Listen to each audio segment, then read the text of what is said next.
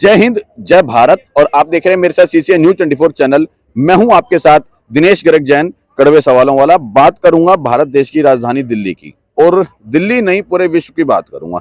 हमारे देश के अंदर जो है वो महिलाओं के साथ शोषण की बात करें या उनके साथ बलात्कार की बात करें या किसी भी तौर पर महिलाओं का शोषण लगातार होता जाता है। और तमाम सरकारें दावा करती हैं कि हम महिलाओं की सुरक्षा के लिए अनेकों कानून बनाते हैं, या अनेकों तरह से हर राज्य की पुलिस अपने आप को दावा करते हैं कि हमारी जो पुलिस है वो बड़ी मजबूत है और महिलाओं की या पूरे राज्य की सुरक्षा के लिए मुस्तैद है। अब मेरे पीछे आप एक लड़की का चेहरा देखेंगे और बड़ा इससे पता लग रहा है कि साफ साफ यहाँ पे लिखा है, देखें, बुलंदशहर में दामिनी मांग रही है न्याय। मतलब ये वो दामिनी है जो 2000, अच्छा, लड़की का भी नाम दामिनी है? हाँ जी, लड़की का नाम ठीक है। दामिनी। कितनी दामनियां तैयार होंगी, हालांकि हम इस बात के ऊपर नहीं बता सकते। क्यों? क्योंकि कहीं ना कहीं हमारी जो पुलिस की सुरक्षा है उसके अंदर नाकामी है, या यूं कहें कि हमारे नेताजी लोग हैं वो महिलाओं की सुरक्षा के ऊपर चर्चा ही नहीं करते हैं, इस पे कहें। देखें, बुलंदशहर में दामिनी मांग रही है न्याय, और मीडिया, समाज से भी सब शांत। ये सच्चाई है। तमाम इसके अंदर जो मीडिया कर्मी है वो इस समय शांत है, क्योंकि बड़ी बड़ी नेशनल मीडिया को इस समय कोई मुद्दा ही नहीं है सिवाय हिंदू मुस्लिम को लड़वाने के। या इस समय दिल्ली के अंदर जो वहां पर मुद्दा चल रहा है अंजलि का, वहां पर तमाम मीडिया लगी पड़ी है। लेकिन एक लड़की की न्याय की मांग करने के लिए वहां पर कोई मीडिया नहीं है, कोई बड़ा मीडिया, कोई नेशनल मीडिया इन चीजों को कवर नहीं कर रहा। दूसरी बात, 2012 के अंदर दिल्ली के अंदर दामिनी कांड हुआ था, और उसके बाद लगातार आवाज उठी कि कैंडल मार्च हुए, लगातार बात उठी कि क्या नाम है, न्याय मिलेगा, कानून बनेगा, ऐसा कोई कानून बनेगा कि जिससे महिलाओं की सुरक्षा होगी। तमाम नेताजी लोगों ने अपनी राजनीतिक रोटियां सेकी, तमाम मीडिया कर्मियों ने उनका साथ उस समय दिया था। हालांकि तब जाकर के कहीं ना कहीं 8 से 10 साल लगे थे उस दामिनी को न्याय मिलने में, दिल्ली की दामिनी को न्याय मिलने में। अब बात करेंगे बुलंदशहर की इस बेटी, इस बुलंदशहर की दामिनी को न्याय मिलने में कितना समय लगेगा, जबकि कोई भी मीडिया कर्मी इनका साथ नहीं दे रहा है। ये जो व्यक्ति मेरे साथ मौजूद हैं ये बुलंदशहर से हैं और दिल्ली में अपनी मांग कर रहे हैं न्याय की। समझ रहे हैं मेरी बात को? बुलंदशहर से हैं और अपनी बहन के न्याय की मांग के लिए दिल्ली में पहुंचे हैं कि शायद हमें यहां से न्याय मिलेगा। क्या नाम हुआ भाई अपना? मेरा नाम हेमंत शर्मा है। मैं जिला बुलंदशहर ग्राम निकोब से हूँ और आज 5 महीने हो गए हैं। और मैं सभी नेता जितने भी विपक्ष के थे, पक्ष के थे, अपने सत्ता में बैठे सभी से मिल चुका हूँ। और यहाँ तक कि योगी आदित्यनाथ जी के जनता दरबार में भी गया और केशव प्रसाद मौर्य से भी मिला, उनको दिखाया तो उन्होंने बोला ये एक हत्या है। और मैं इसके लिए एसपी साहब से आपके लिए बात करूँगा। पर सर, इसमें मेन मुद्दा तो सिर्फ ये था कि इसमें अब्दुल नहीं था जी। हुआ क्या था, पूरा मामला बताओ। कैसे लगता है कि आपको इनके साथ जो है बलात्कार हुआ, कैसे लगता है आपको? तो सर, एक परिवार एक उत्सव में व्यस्त था, रक्षाबंधन का टाइम था और इसकी मम्मी और बड़ा वाला भाई अपने मायके गए थे। पिताजी 12 पे गए थे, जो कि खेती बाड़ी करते हैं और खेती बाड़ी करके ही अपना पालन पोषण करते हैं। वो 12 पे गए थे और छोटे वाले अपनी लड़की को बोल करके गए थे कि आप चारा डाल देना लड़की घेर में। घेर के पीछे ही एक पड़ोसी रहते हैं जो जोगी समाज से हैं, उसके परिवार में 2 लेडीज, 4 जेंट्स, 8 बच्चे मौजूद थे। और उन्होंने खुद भी माना है कि हम घर पे मौजूद थे। तो लड़की को सुबह चारा डालते समय वहाँ से अगवा किया गया। अगवा करके उसके साथ दुष्कर्म किया और लड़की को बेचने के फिराक में थे सर, क्योंकि आरोपी जो है देह व्यापार का काम करता है, जो कि 8 लड़कियों को बेच चुका है और 9वीं हमारी बहन थी, 10वां और कोई होगा। अब एक बार इस बीच में ध्यान देने की बात है योगी आदित्यनाथ जी, हालांकि आपके विषय में अभी तक ये पता लगा कि आप बुलडोजर तुरंत चलाते हैं। अगर कहीं पे जो है अवैध तरीके से मकान बनता है तो उसके ऊपर तुरंत बुलडोजर चलता है। लेकिन मैं चाहूंगा वो बुलडोजर कब चलेगा जो अवैध तरीके से भ्रष्टाचार कर रहे हैं, या जो लगातार लड़कियों का रेप करते जा रहे हैं, उनके ऊपर बुलडोजर कब चलेगा? अच्छा, तो घर पे 8 लोग मौजूद होते हैं। पुलिस को बताया जाता है कि आरोपी वहाँ पर बैठे हैं। एक पुलिस के एक आला अधिकारी हैं संजय बालियान जी, उनको वीडियो बना करके दी जाती है कि आरोपी वहाँ पर बैठे हुए हैं। संजय बालियान जी जाते हैं, अपनी साठ गांठ करके आते हैं, कैसे रिपोर्ट चेंज करानी है, कैसे क्या करना है। तो उस चीज़ के लिए काम करते हैं, आरोपियों को गिरफ्तार नहीं किया जाता। हमें पता लगता है कि हमारी एफआईआर दर्ज नहीं हुई है, और तो हमने 14 तारीख को परिवार के द्वारा थाने में करते हैं, प्रदर्शन करते हैं। और क्योंकि प्रदर्शन करने यहाँ पे सरकार में ऐसा कुछ मिलता नहीं है, क्योंकि यो हमारे प्रधानमंत्री जी कहते हैं कि बिन रोए तो माँ भी दूध नहीं पिलाती। तो हम तो भैया रोए भी थे और हमने हड़ताल भी करी थी, हमने हंगामा भी करा था। जब जाके हमारी एफआईआर दर्ज हुई थी, 302 का मामला दर्ज हुआ था 5 लोगों के खिलाफ। लेकिन पुलिस के बीच 5 महीने बीत जाने के बाद आज भी कोई आरोपी गिरफ्तार नहीं है।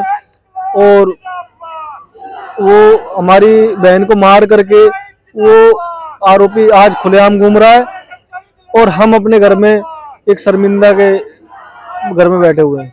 अच्छा, अब आप लोग यहाँ पर दिल्ली में पहुंचे हो, क्या सोच करके दिल्ली में आए हो भाई?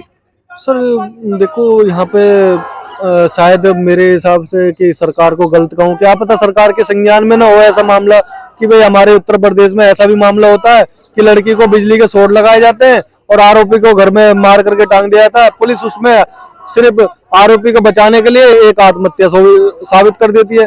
क्या आत्महत्या करने के लिए आरोपी घर में सामान देता है उसको? अगर आरोपी के घर में 8 लोग मौजूद होते हैं तो उसके घर में जाकर के एक लड़की कैसे आत्महत्या करती है? आरोपी के घर में 10 कमरे थे, लड़की को कैसे पता कि उस कमरे में कोई नहीं सो रहा? अगर सो रहा होता तो उसको बचाता। फिर लड़की उसके घर पे गेट खोल करके बुलाया था या उसके घर पे दीवार कूद करके गई थी? ये तो काफी सवाल है सरकार से। और सभी को पता है पुलिस का क्या चेहरा है। हम तो सरकार से सिर्फ यही मांग करते हैं कि भैया आप सीबीआई से जांच कराइए और ग्राउंड लेवल पर देखिए। योगी जी, अगर कोई आप कुछ कर रहे हो, महिला सशक्तिकरण के लिए बात कर रहे हो, तो धरातल पे देखिए वो कितना कारगर है। अच्छा, मेरा दूसरा सवाल अब आपसे कि आपकी जो बहन के साथ जो हुआ वो यूपी में हुआ, बुलंदशहर में हुआ, वहां की मीडिया ने आपका सहयोग नहीं किया? सर मीडिया तो नहीं कहेगी, क्योंकि मीडिया सिर्फ अब्दुल को देखती है। मीडिया तो सिर्फ अब्दुल को देखती है। 50 नंबर मेरे पास है बड़ी मीडिया के। और खुद मैं एक साहित्य आज तक का एक प्रोग्राम चल रहा था, वहाँ पे अंजना ओम कश्यप जी आई थी, चित्रा त्रिपाठी थी, बड़े बड़े एंकर थे। मैंने उनको बोला सर मेरी बहन के साथ ऐसा हुआ है, मेरी बहन की आवाज़ उठा दीजिए। अगर आप 20-20 घंटे अगर टीवी पे नहीं चला सकते तो सिर्फ योगी आदित्यनाथ तक मेरी बात पहुंचा दीजिए, क्योंकि आप पहुंचा सकते हो। कोई नहीं मैं देख लूंगी, आप मेरे को ईमेल कर देना। क्योंकि उसमें उन्होंने पूछा कि भैया इसमें अब्दुल तो नहीं है, अब्दुल था नहीं, उनको इंटरेस्ट नहीं आया। जब पब्लिक को ऐसा चाहिए था, क्योंकि एक गाइडलाइन बन चुकी है कि लड़की को 14 किलोमीटर तक घसीटना चाहिए, 35 टुकड़े होने चाहिए। जब जाके तो हमें दुख आएगा, हमारे समाज सेवी को आएगा, हमारे मीडिया को आएगा, नेताओं को आएगा, नहीं तो नहीं दुख आएगा। अब देखें, समझने की बात है कि बुलंदशहर में इन भाई की बहन के साथ जो है हादसा होता है, या हादसा तो नहीं कहूंगा कि जाती होती है उनके साथ, और उनके साथ दरिंदगी होती है।